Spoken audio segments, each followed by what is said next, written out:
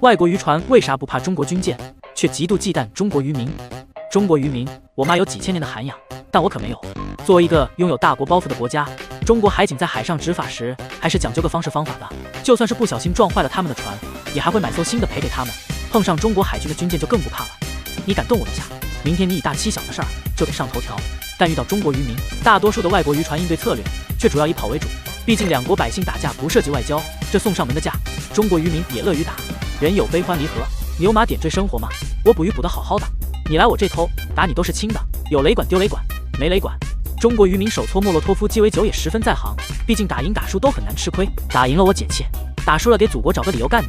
这买卖怎么算都是稳赚不赔的嘛。当然了，外国渔船碰到真的中国渔民还算幸运，要是不小心碰到了新疆口音的寸头渔民，医保都给你打欠费了。